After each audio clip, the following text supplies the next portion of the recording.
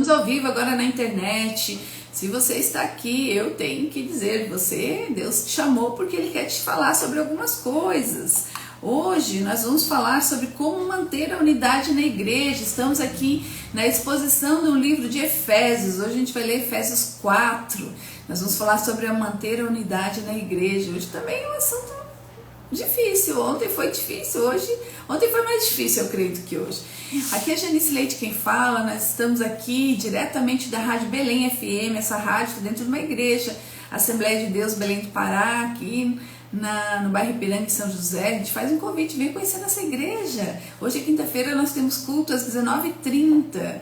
E hoje nós estamos aqui, Janice, mas o que você está falando? Nós temos um programa de rádio. Essa rádio é uma rádio web. Quem quiser acessar a rádio, vai lá no link da bio, ali na minha biografia ali do Instagram, tem todo o acesso para a rádio.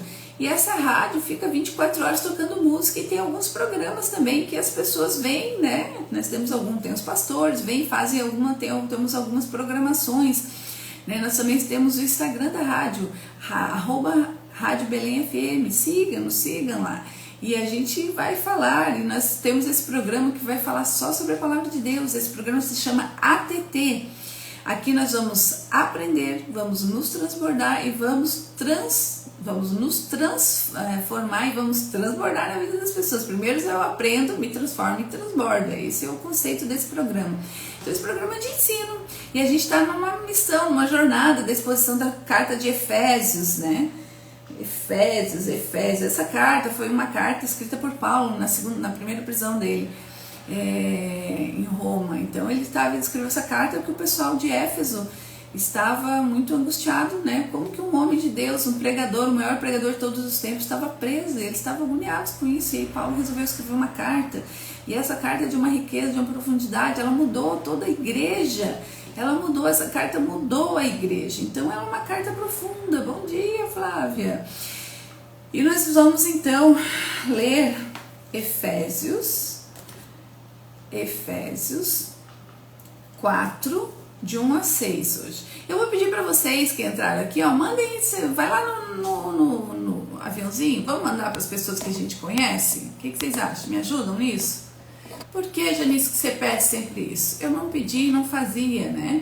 Porque às vezes esse teu amigo que você conhece, que eu ainda não conheço, precisa de ouvir uma palavra do nosso Senhor e você vai ser um agente, vai encaminhar essa palavra para ele daqui a pouco escutar. E ele vai estar ouvindo uma palavra que vai edificar a vida dele. Não tem nada a ver com quantas pessoas estão no like aqui, nesse negócio todo aqui. Não, tem a ver com as pessoas. A gente está aqui sendo embaixador, né, da voz de Deus aqui. A gente está aqui fazendo a parte de evangelizar. E é isso. Mandei para 50 pessoas. Vamos lá. Vamos aqui fazer a nossa leitura. Nós vamos ler Efésios. Onde a gente leu Efésios 4, 1 e 2. A gente falou sobre vocação e chamado ontem. Hoje a gente vai retornar no 1 e o 2 para a gente fechar um conteúdo aqui. Lúcia, seja bem-vinda. Olha só, lagianada, coisa linda. Olha só, vamos ler então Efésios 4, 1 a 6. Eu primeiro vou ler, depois a gente vai abrir como a gente faz de costume, né? Vai explicar de 1 a 1, vai entender, vai ver que é bastante coisa também nesse bloco aqui. Aqui, nesse bloco, Paulo está nos chamando a viver em unidade com relação à fé, né? A fé, o Espírito, a gente vai ver isso. Vamos ler. Rogo-vos, pois eu, o prisioneiro do Senhor, que andeis de modo digno da vocação de que fostes chamados, com toda a humildade e mansidão, com longanimidade, suportando-vos uns aos outros, esforçando-vos diligentemente por preservar a unidade do Espírito no vínculo da paz. Há somente um corpo e um espírito, como também fostes chamados numa só esperança da vossa vocação. Há um só Senhor, uma só fé, um só batismo, um só Deus e Pai de todos, o qual é sobre todos e age por meio de todos e está em todos. Amém? Vamos orar? Querido Deus, a gente pede, Senhor Pai amado, que Teu Espírito Santo nos conduza nesse momento de estudo da Sua palavra, Pai. Que toda distração agora caia por terra, Senhor. Que os nossos corações, nossas mentes sejam abertas para receber essa Tua palavra, para ficarmos focados em Ti, Senhor. Que essa palavra venha transformar as nossas vidas, que ela nos ensine a viver em unidade, que é o que a gente vai falar hoje, né, Pai? Conforme a Tua vontade, Senhor, nós oramos no nome de Jesus. Amém. Amados, vamos lá, nós vamos falar do que, né? Qual é o foco? O foco é a unidade da igreja. Então vamos começar pensando, tá, mas do que você vai falar, né? Vamos falar né, unidades da igreja cristã mesmo, porque assim, ó, a igreja católica é a igreja católica, não é? Não tem igreja católica nos bairros? Ah, qual é a igreja? A igreja católica do bairro tal, mas é só uma igreja católica. E a gente vê e a gente às vezes é confrontado, né? E até a mesma gente fala umas outras. Ah, qual é a tua igreja que tu participa? Ah, tu é evangélica, qual é a igreja?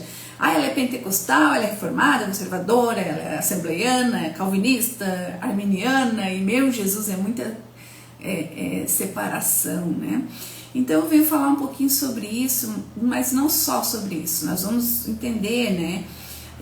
Que na verdade essa unidade, nós precisamos, né, ter essa unidade, e ela existe, muito embora, né, a gente tenha algumas denominações. Jesus, quando veio para cá no seu ministério de 3 anos e pouquinho que ele ficou conosco, ele não veio para colocar uma placa numa igreja, nem para dizer, ó, você é calvinista, você é arminiano. Tem gente que nem sabe o que é, eu não sabia até pouco tempo. Ah, tua igreja é pentecostal, essa é outra igreja vai ser tradicional, essa vai ser batista, vai ser reformada.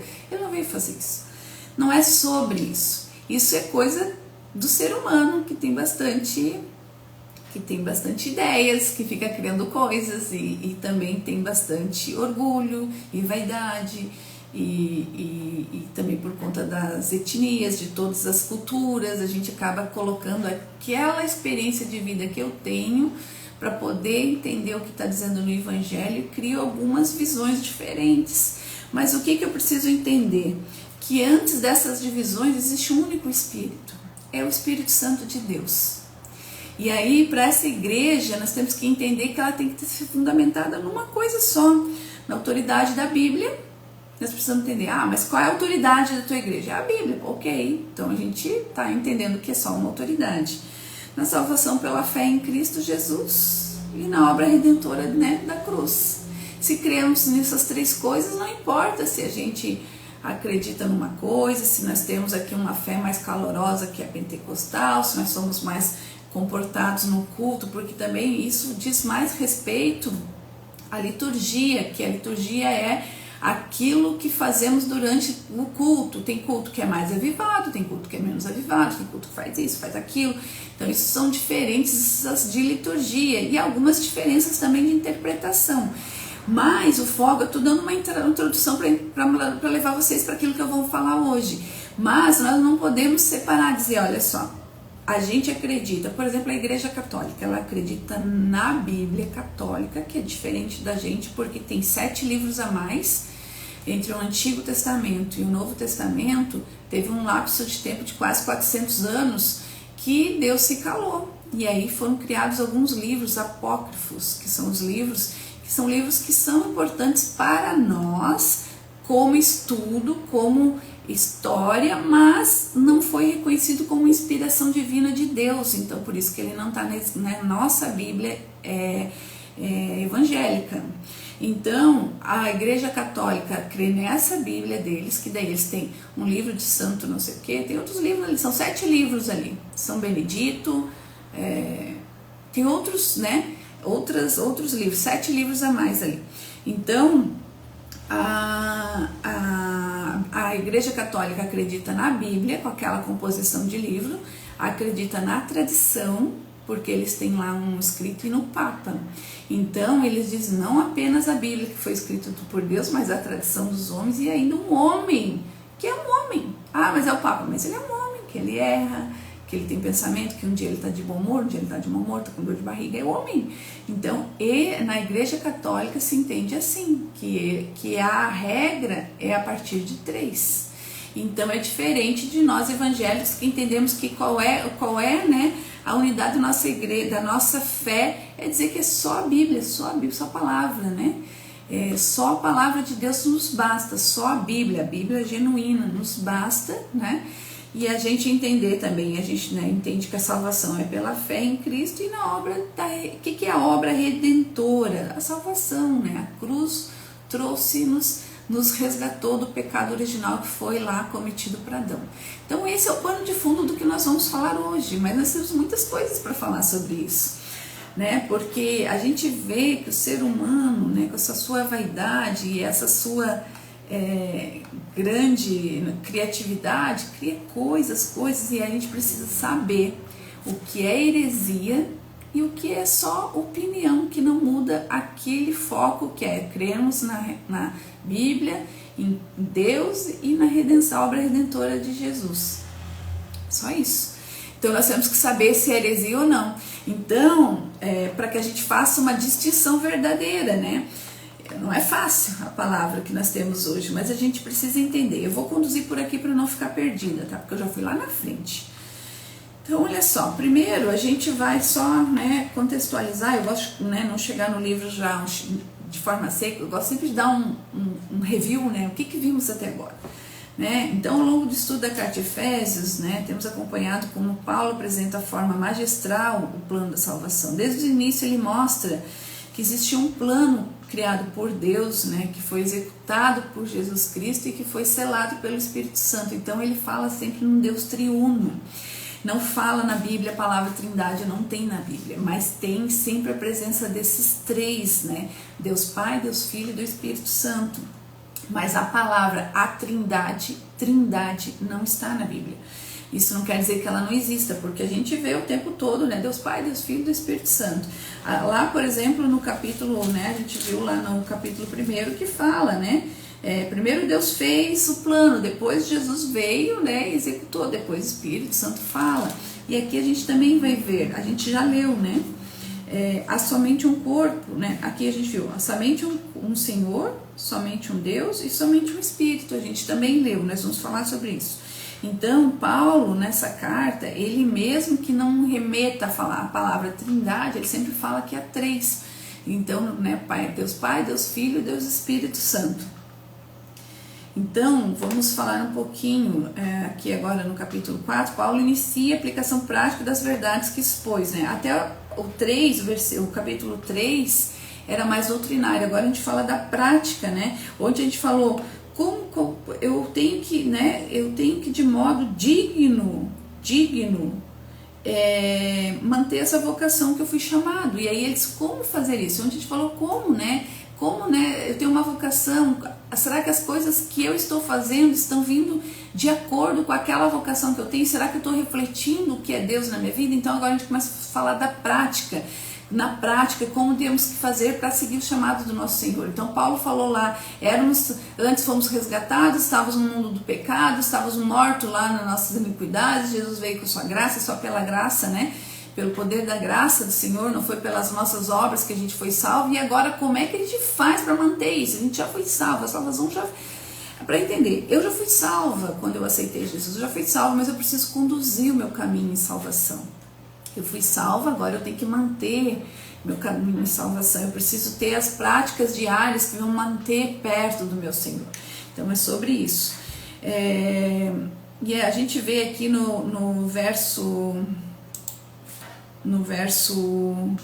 4, 5, 6, ele fala do Senhor, ele fala de Deus Pai, ele fala do Espírito Santo, a gente vai falar muito isso. Vamos voltar aqui, ó. Os desafios para a unidade cristã, sobre a igreja, agora a gente vai falar. Esse tema é extremamente relevante nos nossos dias. Um exemplo frequente, a gente já falou da crítica tô perdida hoje, gente, meu Jesus. Eu gosto, vou abrir meu coração, que só tem as pessoas que eu amo de coração aqui me vendo agora. Depois eu vou editar isso aqui para botar no YouTube. Eu preciso ler 4 vezes, no mínimo. Então, assim, se vocês estão me ouvindo e não entendem, tá tudo bem. Eu tenho que ler 4 vezes, no mínimo, para vir falar com vocês com autoridade aqui. Eu tenho que me convencer primeiro. Eu peço Espírito Santo de Deus, me convença disso que eu tô lendo. Eu preciso entender genuinamente o que é isso aqui. Então, quando eu não faço esses 4 vezes de forma que minha cabeça vai assim, tipo, lisa, parece que não tá certo. Eu não fiz as 4 vezes. Então aqui eu estou falando para vocês. Então a gente vai falar agora sobre preservar a unidade do Espírito, né? Paulo nos chama a fazer todo o esforço para preservar uma unidade. Isso implica reconhecer essa unidade, que essa unidade já foi criada, né? Não é algo, não é uma obra nossa, essa unidade já foi criada. Nós temos que buscar continuamente a paz. A gente leu ali, ó. Que temos que buscar continuamente a 3. Esforçando-vos diligentemente por preservar a unidade do Espírito. Já tem a unidade. Preservar a unidade não é criar, quer dizer, o Espírito já foi criado no vínculo da paz. Então ele está falando aqui, ó, nós estamos lendo Efésios 4:3.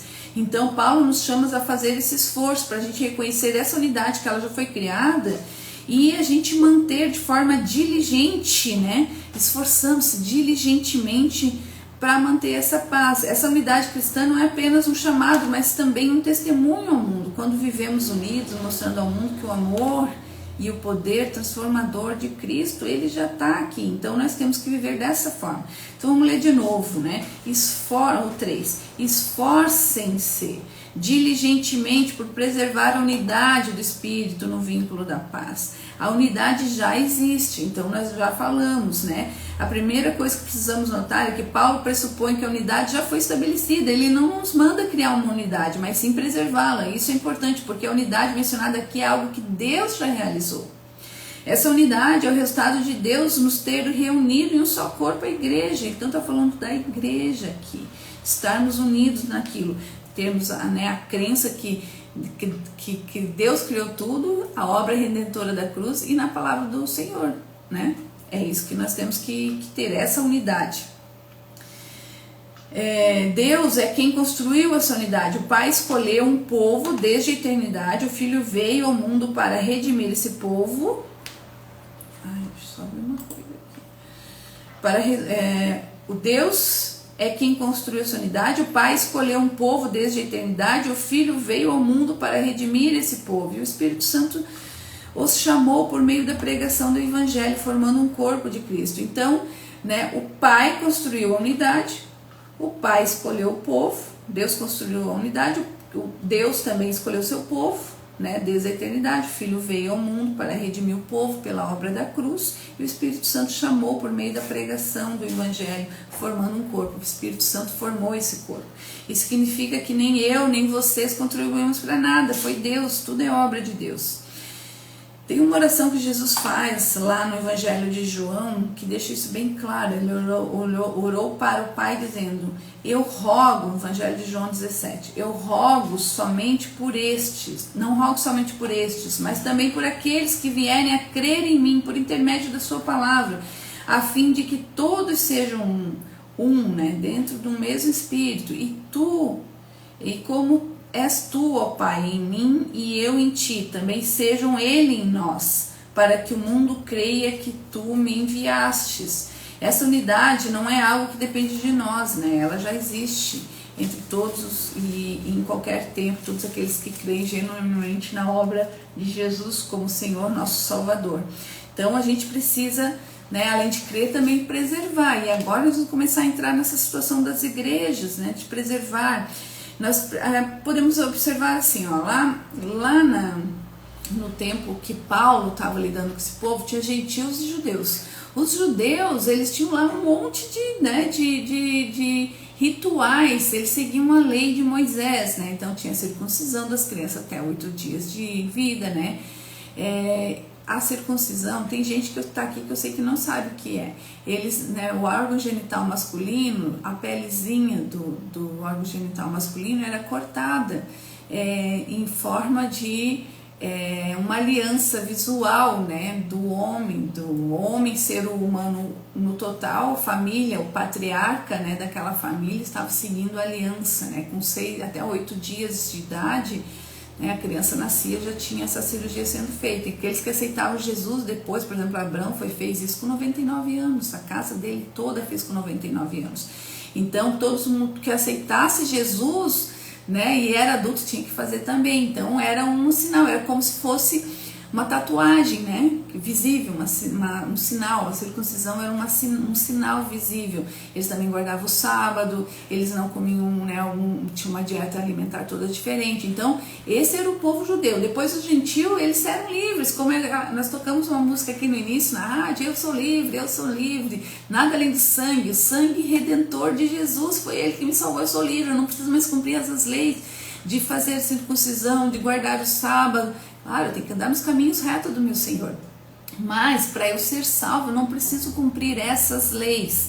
Então, imagine, dois povos, um que tinha as leis, né, dentro deles, e o outro que tinha a ideia de que agora eu sou livre. Como é que esse povo vai viver junto, né? E é sobre isso, vivermos com as nossas diferenças, mas não pode ser uma diferença, essa diferença não pode ultrapassar o evangelho, a verdade escrita. Se ultrapassar o evangelho, essas diferenças vão ser heresia e eu não vou estar falando do mesmo Deus. Então, nós temos que ter essa visão aberta para entender. E Paulo está falando isso, né? Como que eu vou fazer para preservar a unidade? Então, a unidade desse povo que vive, que cada um tem uma cultura diferente, como que eu vou, né, preservar? Tipo, aqui na igreja, a gente tem muita gente que vem do Pará, eu sou lagiana, tem gente que vem lá, o nosso pastor é de São Luís do Maranhão. Então a gente tem que ver, né? O Brasil é um Brasil muito grande. Como que a gente vai preservar essa unidade, né? E aí a gente volta lá no capítulo, no versículo 2, que diz assim: com toda humildade, mansidão, longanimidade, suportando-vos uns aos outros com amor. Então aqui a gente começa, como é que eu vou suportar? Em casa, na igreja, sempre vai ser a mesma coisa, com toda humildade, mansidão, com paciência, né? Ter paciência para falar com as pessoas, com a família, no trabalho. Toda relação tem que ter essa base, né? Eu preciso suportar as pessoas com humildade, mansidão, paciência, sempre suportando uns aos outros com amor. Suportar uns aos outros significa continuar em comunhão mesmo quando a gente discorda, não é assim? A gente discorda das coisas. Não é necessário a gente concordar com tudo, mas é indispensável a gente manter o respeito, o amor e o compromisso com a unidade. Enquanto aquilo que aconteceu não for heresia, a gente vai falar um pouquinho sobre isso. Então não pode sair do teto da lei de Deus. Tudo que está acontecendo está dentro da lei de Deus, mas eu tenho costumes diferentes. Por exemplo, tem gente que tem costume de batizar por imersão. A gente vai até falar depois, eu não vou falar agora do batismo, depois eu vou falar disso. Então, a gente tem que suportar as diferenças até culturais com amor, como a gente viu aqui no verso 2.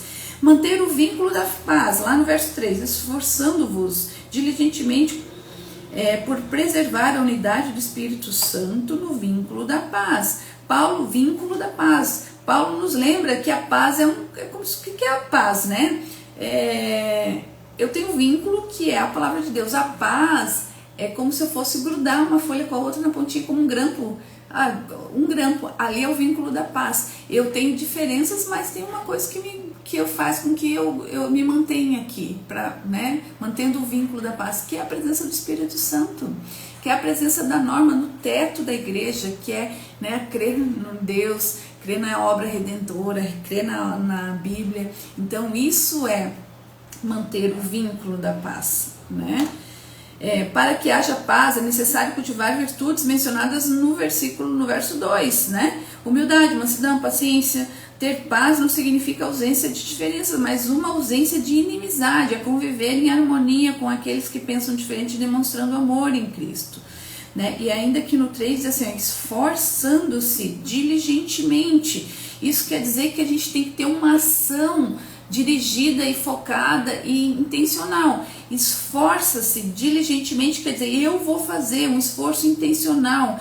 Esforça-se, eu estou esforçando diligentemente. Então a gente deve ter compromisso com a unidade. O que a gente vê hoje? Então agora vamos começar a falar das coisas. Eu não queria falar disso, mas não está me incomodando. O que a gente vê? As pessoas ficam bravas, sai da igreja, vai para outra igreja. Ai, desculpa, vai para outra igreja, abre uma igreja, tá certo? Não sei, né? Não sei, será que a gente não teria que olhar mais para isso que está aqui? Se não há heresia, né? Se não há, e aí a gente começa a ver aquele monte de denominações, e 500 denominações, não tem nem ideia de quantas igrejas pentecostal do não sei o que, e ali vai, não se sabe, né? o que a gente entende nas igrejas, né? Quem tem um estudo teológico, né? Que iniciou, eu estou iniciando um estudo teológico. As igrejas têm que ter uma confissão de fé. O que é uma confissão de fé? É um cerne. O que essa igreja segue? Então as pessoas nem sabem, às vezes segue só a ideia de uma pessoa, e uma pessoa é como o Papa. Então nós temos que seguir a Bíblia, né? A Bíblia, e tentar manter dessa forma aqui que Paulo está falando, e é um assunto perigoso esse que eu estou falando aqui. É um assunto difícil. Eu tenho outras coisas para falar aqui, mas não dá para falar, não vou falar. Mas assim, ó, nós precisamos manter, né, o vínculo da paz, nós precisamos manter um esforço diligente. Não é fácil a gente casar e viver com o marido. Não é fácil, mas a gente vir para a igreja que cada um saiu de um lugar diferente. Cada um tem uma cultura diferente. Na nossa igreja temos muita gente de muito lugar, São Luís do Maranhão, tem gente do Pará, do Acre, então são culturas diferentes. E aqui está dizendo, esforça-te diligentemente, né? Efésios 4:3, por preservar a unidade do Espírito, o Espírito é aquele que criou um só, juntou gentios e judeus e criou um corpo. A cabeça foi Jesus, é Jesus, somos o corpo de Cristo, independente se a gente tenha costumes, independente das nossas coisas. O que a gente não pode é fazer com aquilo que a gente acredite, né? Não pode pegar aquilo que a gente acredita, e se ele for fora da Bíblia, ele não pode entrar nesse conceito. Aí a gente está fazendo heresia, né? Estamos aqui sendo hereges. Vamos falar disso só também. Então vamos entender, e a gente, né, quando ele está falando aqui, ó, ainda em unidade do Espírito Santo, a unidade não é uniformidade, né? Unidade quer dizer que é o Espírito Santo de Deus, né? A gente pode discordar de alguma coisa, mas continuamos sendo irmãos, né? Unidade não é uniformidade, não é padrão, não é uma forma de bolacha, que todos os bolachas são iguais. A gente entende que tem esse sistema, né, a cultura de cada um, então por isso que precisamos entender a liturgia daquela igreja. Se aquilo não vai de encontro é assim, se aquilo não vai de encontro àqueles princípios que estão na Bíblia, às vezes, né, tem igrejas, as mais tradicionais, as mais antigas, que a mulher não podia colocar brinco, mas aonde que isso influencia, né? O que nós temos que ter? O Espírito Santo de Deus é que tem que fazer esse tipo de asepsia, de limpeza, né? Às vezes tu usava um monte de coisa, hoje você não tem mais vontade, que você viu que você não tem mais sentido, você usar clemã, um monte de coisa, assim, porque o Espírito te limpou daquilo tudo. Mas tem lugares que mais para as mulheres, né? Não pode fazer várias coisas, né? Mas tem que ver, será que isso está escrito lá ou é apenas uma liturgia? E será que isso também não vai de encontro à palavra de Deus? Será que isso vai atrapalhar, vai trazer mais pessoas? É um assunto difícil, mas é sobre isso. Nós temos que usar de forma diligente, esforçando-nos diligentemente por preservar a unidade do Espírito, sem criar muitas histórias. Nós somos muito criativos, né? A unidade do Espírito Santo é um presente divino, é uma responsabilidade humana. É a nossa tarefa preservá-la com diligência, vivendo em paz, demonstrando o amor de Cristo ao mundo. Nosso objetivo aqui é evangelizar, é ganhar mais um para o nosso Senhor Jesus, é mostrar, é sermos o sal. O sal é que dá o gostinho à palavra de Deus. Nós sermos pela nossa postura, por quem somos, pelo resultado. Não adianta a gente ser bonito, falar bonito, o nosso resultado ser feio, pelo fruto que a gente sabe quem sou, né? Ah, qual é o teu fruto? Eu já olho. Qual é o fruto? Ah, ela é uma boa mãe, vou ver o filho. Ah, ela é uma boa empresária, vou ver o negócio. Ah, ela é uma boa professora, vou escutar a aula. Ah, ela se alimenta bem, vamos ver se ela está abaixo do peso, se está normal no peso. Ah, ela é uma pessoa muito saudável, vamos ver se ela tem a saúde boa. Gente, é o fruto que me mostra. Se de repente essa igreja tá, né, não está frutificando as coisas, os frutos do Espírito, né, a mansidão do povo, o amor, né, o povo todo junto, tem alguma coisa errada. Então temos que cuidar com o fruto, né, e aí entender que somos um só. Há só um corpo e um Espírito, está no 4, como também foste chamados numa só esperança da vossa vocação. Ô Senhor, que palavra difícil. Paulo nos dá os motivos para a gente preservar a unidade. Por que, Janice, que eu preciso fazer isso? Está lá de 4 a 6. Paulo nos apresenta nos versos 4 a 6 os motivos pelos quais devemos nos esforçar para preservar a unidade de Cristo. Esses motivos, né, são organizados em uma estrutura, e aqui ele volta a falar, Paulo fala no Pai, no Filho e no Espírito Santo. No verso 4 ele fala sobre o Espírito, no verso 5 sobre o Senhor Jesus, que é o Filho, e no verso 6 sobre o Pai, né, parecido com a abordagem que a gente viu lá no capítulo 1, né. Então o que ele fala? Que há somente, verso 4, há somente um corpo e um espírito, como também fosse chamados numa só esperança da vossa vocação. O primeiro motivo que a gente deve preservar a nossa unidade, a nossa igreja, a nossa unidade. Gente, não é a nossa igreja, por exemplo, eu estou dentro da Assembleia de Deus, não é a minha unidade da Assembleia de Deus.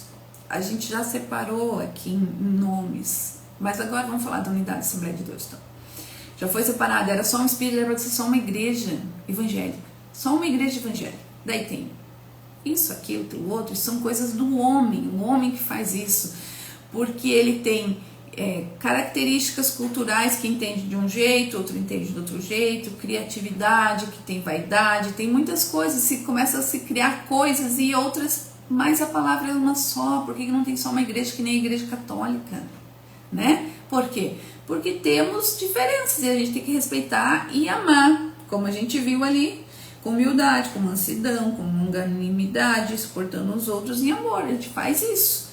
Mas se a gente pensar que a nossa Bíblia é uma só, não precisa ter tudo esse tanto de igreja, não é assim que é? Os evangélicos agora estou falando. Então é uma palavra difícil, porque mexe não só naquilo como membros de igreja, mas como cabeça de pastores. Por que temos várias igrejas? Porque um fica desgostoso com o outro, vai lá e abre uma igreja. E aí a gente está falando de coisas pessoais de cada pessoa, não da palavra do nosso Senhor. Meu Jesus, vou parar aqui. O primeiro motivo, oh meu Senhor, há somente um corpo e um espírito, como também fosse chamados numa só esperança da vossa vocação. O primeiro motivo para preservarmos a unidade é que todos nós compartilhamos do mesmo Espírito Santo, tá? Óbvio. Ele é um agente da Trindade que opera em nós de maneira direta, chamando-nos para a mesma esperança. O Espírito é o Espírito Santo que nos chama, ele trabalha em nosso coração por meio das pregações do Evangelho, é o mesmo Evangelho atraindo os eleitos de Deus de forma irresistível. Ele une a gente em um só corpo, a gente viu, agora somos um só, o corpo da igreja, né? A cabeça é Cristo. E ele nos dá uma única esperança. Todos os cristãos, os judeus, os gentios, agora têm a mesma, né? Compartilham da mesma esperança, a vida eterna, o novo céu, a nova terra, onde habita a justiça. Então, essa unidade do Espírito Santo é um ponto comum entre todos os verdadeiros cristãos ao redor do mundo, independente da cultura, denominação ou tempo ou história. É ele que instrui, que nos dá esperança e nos faz parte do mesmo corpo. Lá no verso 5, há só um Senhor, uma só fé e um só batismo. Vamos entender. É legal entender isso aqui, eu estudei bastante sobre isso aqui, essa parte, que eu já tinha estudado em outra situação. Há só um Senhor. Quem é o Senhor que você serve? Há só uma fé, há só um batismo. Só um Senhor, todos nós cristãos confessamos que Jesus é o único Senhor. Ele é a cabeça da igreja, o único mediador entre Deus e os homens. Apesar das nossas diferenças culturais, sociais, de temperamento, essa confissão nos une. Jesus é o Senhor. Há uma só fé, todos os cristãos verdadeiros compartilham da mesma fé no Evangelho. Nós temos que ter fé no Evangelho, que é operada por nós, pelo Espírito Santo. Eu não tenho como ler o Evangelho e duvidar dele. Eu tenho que ler no Evangelho, né? E assim, às vezes a gente vê lá, por exemplo, em Gênesis, né, algumas coisas, e tu tem que ler crendo que aquilo é a verdade. Porque se você crê com cabeça de cientista, tu já fica titubeando na frente daquilo ali. Então a gente tem que ler isso acreditando nessa verdade. É uma opção, é uma escolha. É uma escolha viver na santidade, é uma escolha viver debaixo dessa palavra aqui, é uma escolha não fazer nada, ser fantástico, Deus, Satanás nessa vida, tudo é uma escolha. Então, quando a gente escolhe a palavra de Deus, a gente tem que entender que eu não posso, eu tenho que ser inteiramente dentro dessa palavra, eu tenho que seguir ela toda. E é um processo, não é um botão. Agora eu sou santo, puf, virei botão. É um processo, todos os dias a gente se avalia, vê que pode ser melhor, vai ser melhor no próximo dia, e isso que é ser cristão. Caminhar todos os dias para ser melhor um pouquinho do que fomos ontem, sermos melhor, né?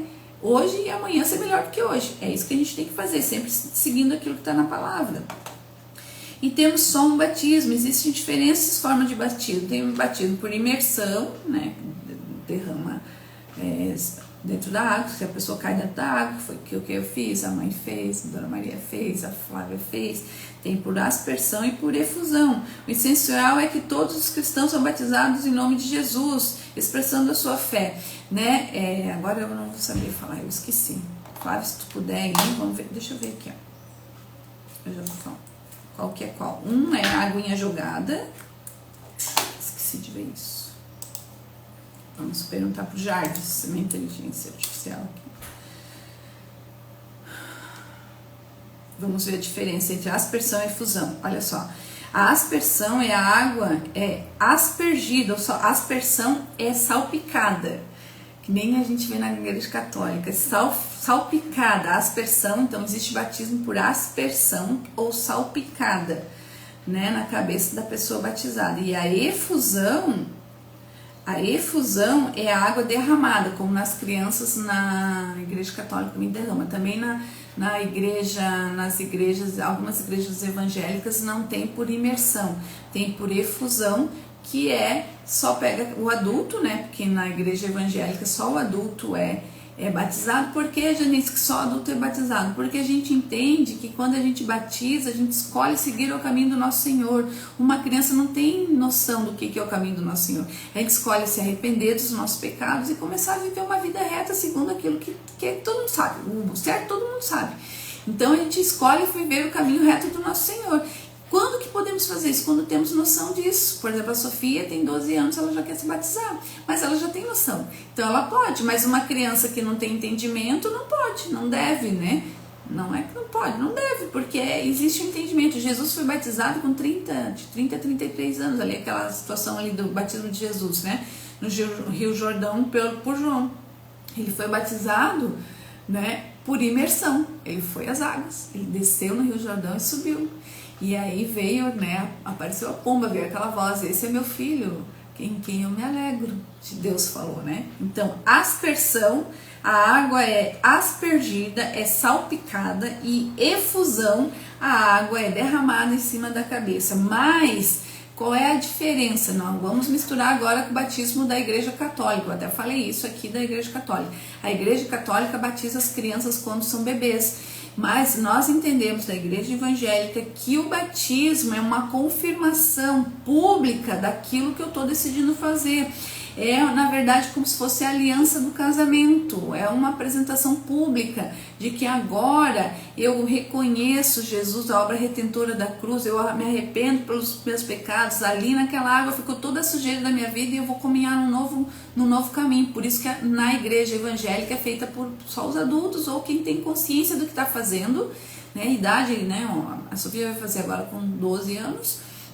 Mas, e na igreja católica faz com bebês, o bebê não tem nem pecado, coitado, né? Então não dá pra se arrepender. Então a gente apresenta o neném quando é pequeno na igreja, pedindo que Deus guarde os caminhos dele, os pezinhos, guarde tudo, né? Que dê sabedoria aos pais. A gente apresenta a criança, mas o batismo é feito com entendimento. Eu preciso saber o caminho, né? Quando a gente é batizado, eu fui batizada na igreja católica, eu não tinha entendimento, né? A gente não tem, só vai. Mas, e às vezes os pais fazem também sem entendimento, né? Então, olha só, quando fala aqui, vamos lá, verso 5.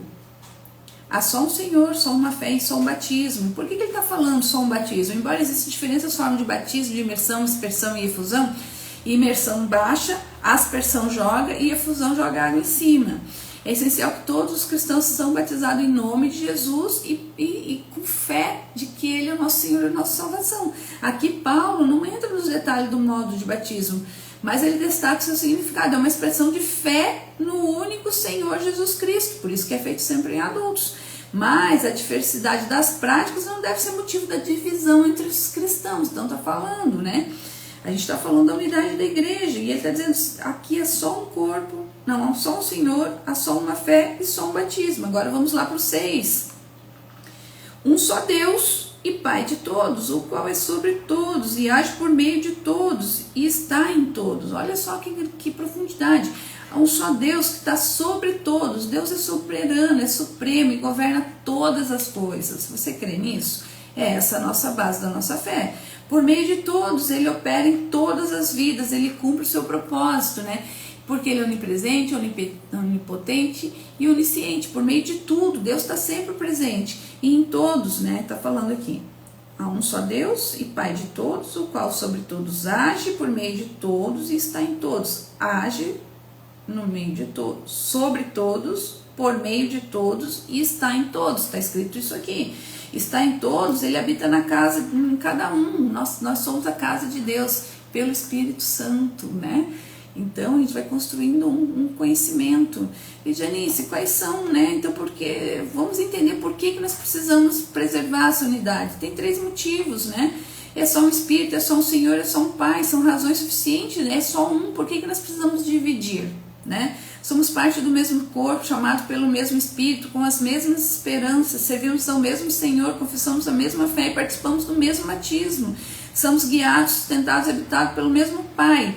Só temos agora que entender se aquilo tudo que está sendo falado não é heresia. Daí nós precisamos entender, Janice, mas o que é heresia então, Janice? Eu preciso saber o que é heresia para eu poder, então, independente da denominação, eu vou procurar uma igreja, ela só não pode ser herege, não pode estar vindo de encontro à palavra do nosso Senhor, né? Então a gente pode entender, né, que às vezes na igreja que eu tô, algumas pessoas falam coisas que são erros, elas cometem erros, mas que não são heresias. Então eu preciso entender que às vezes o erro não pode me separar, né, da unidade da minha igreja. Não posso sair da minha igreja só porque as pessoas erram. Por isso que eu preciso, né, ter humildade, mansidão, longanimidade, suportando uns aos outros por amor.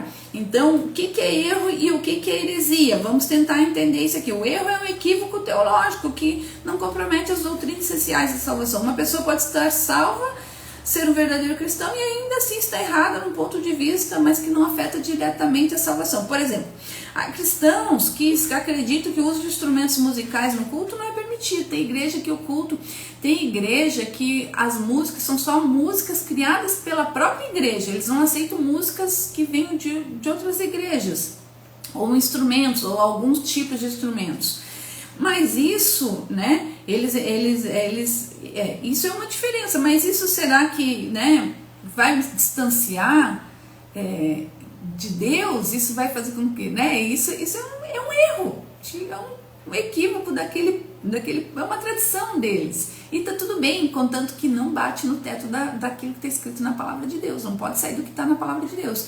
Se para eles tudo bem, por exemplo, eu sou uma pessoa movida pelo louvor, eu preciso de uma boa música para escutar, para me ligar a Deus, eu gosto disso, eu me sinto melhor, não que isso seja necessário para minha fé, mas quando eu estou num lugar que eu tenho uma boa música, tanto que eu coloco uma música que eu escuto uma música de manhã que eu já viro outra pessoa, gente. Então por quê? Porque me liga. O louvor liga, por isso que a gente tem que cuidar, porque a música tanto pode me ligar no caminho das trevas, da luz, como no caminho das trevas. Então a gente tem que cuidar dessas coisas. Então a gente tem que entender se isso que está acontecendo é apenas um erro e não vai me separar daquilo do caminho reto do meu Senhor, ou se é uma heresia. Tá, gente, então o que é uma heresia? Vamos saber, vamos tentar ver o que é uma heresia. Por exemplo, negar a trindade ou a divindade de Cristo é uma heresia, né? Afirmar que Jesus não ressuscitou literalmente é uma heresia. Sustentar que a salvação não é pela graça, mas pelas obras é uma heresia.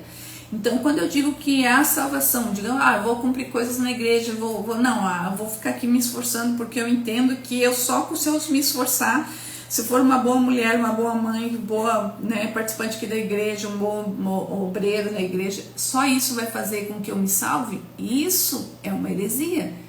Porque a gente já viu que a salvação não é pelas boas obras, é por graça de Deus, é um favor imerecido de Deus.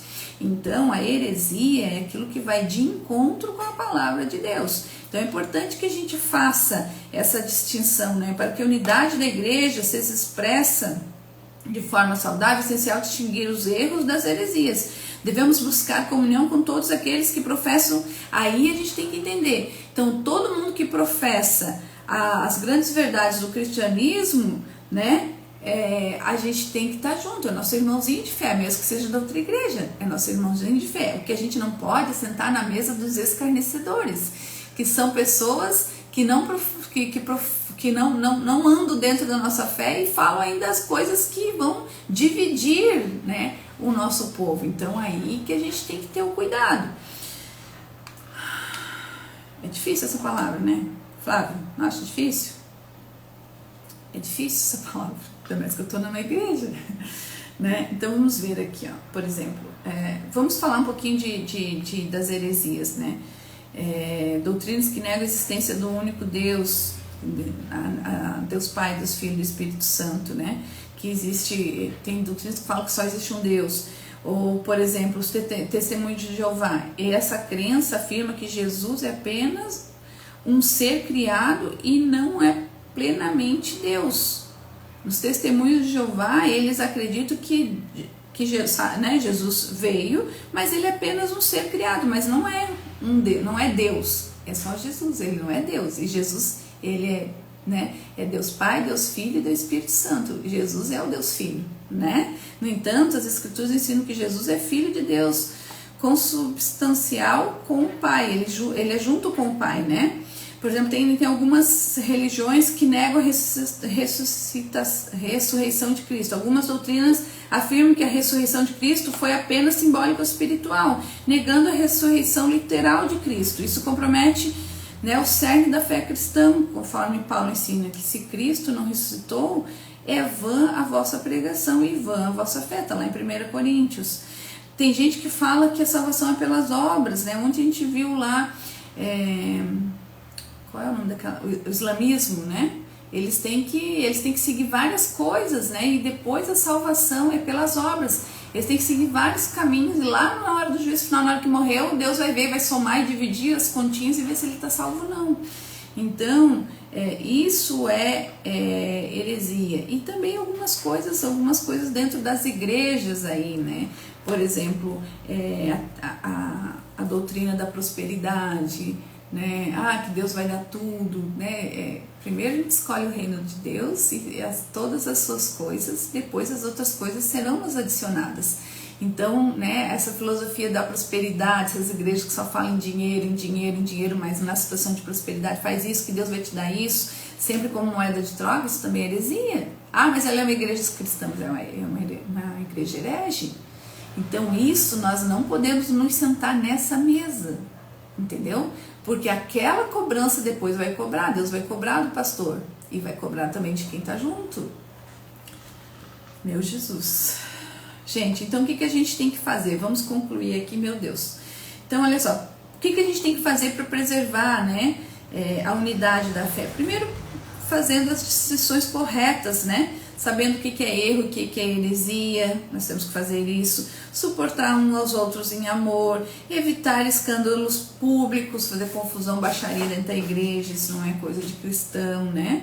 Também quem está na igreja, né, tem que ter uma postura, a gente viu, né, sobre a vocação do seu chamado, né? A pessoa que tem que estar dentro da igreja, ela tem que andar conforme, né, como que Jesus faria? Isso que é o que a gente tem que falar todos os dias. Será que Jesus faria desse jeito? Se você já titubear, dizer, não, mas eu acho que ele não faria assim, então já não faça, até errado. Então entenda a vocação. Então a gente precisa, né, tá pensando dessa forma, né? Quando alguns cristãos brigam entre si publicamente, seja em tribunais, redes sociais, outros meios, isso desonra o evangelho, dá um motivo de zombaria ao mundo. Então a gente também tem que cuidar disso. Então a gente vamos fazer uma reflexão, a gente tem que pensar, oi Marcos, a gente tem que pensar o seguinte: será que a gente está se esforçando, né, como está falando aqui, esforça-se diligentemente em preservar a unidade de espírito como vínculo da paz, Será que a gente está fazendo isso? Será que a gente está disposto a perdoar, a dialogar, a tolerar as diferenças para honrar essa unidade que foi criada por Deus? Será que a gente faz isso na nossa igreja? Não é fácil, né? Porque não é fácil lidar em casa, já com a nossa família já não é fácil. Imagina na igreja que cada um vem com uma cultura diferente. Imagine gentios e judeus. Aqui estamos gentios e judeus dentro dessa igreja, né?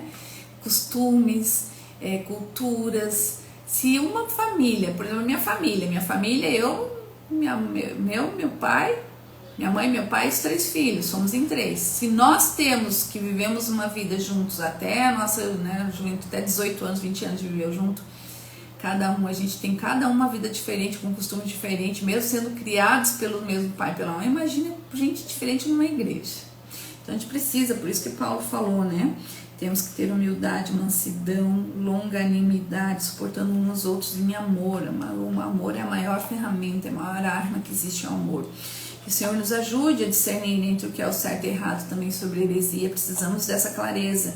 E que a gente sempre busque a reconciliação, né, quando necessário, porque a gente evite, né, as divisões, né, por situações secundárias, né? Quando vivemos em unidade, demonstramos ao mundo o poder transformador do Evangelho. A gente precisa ser fruto desse Evangelho que tudo tem aqui, né? Que tudo resolve. Então a gente precisa ser o fruto, temos o fruto desse Espírito, né? Lá de Gálatas, que eu acho que vai ser o próximo livro que a gente vai ler. E temos amor no coração, temos o domínio próprio, temos, né, paciência, tem lá os frutos do Espírito, temos que ter todos eles. E aí viver em comunidade não é fácil, casar já não é fácil, que a gente ama, está apaixonado, vive os dois, mas cada um com uma história, já não é fácil no casamento, imagine dentro da igreja, né? Mas a gente tem que pensar nesse maior, na parte maior, na unidade pela fé. Vamos orar? Ai, Senhor, que palavra hoje, meu Deus do céu. Senhor, concede-nos sabedoria para discernirmos o que é errado, o que é certo, Senhor, o que é heresia, o que é só falta de conhecimento. Senhor, que a gente saia de perto dos hereges, a gente não quer viver junto deles, Senhor. Ajuda-nos a preservar a unidade do Espírito no vínculo da paz, Senhor. Ajuda-nos também a perdoar e amar a todos os nossos irmãos como Tu nos amas, Senhor querido.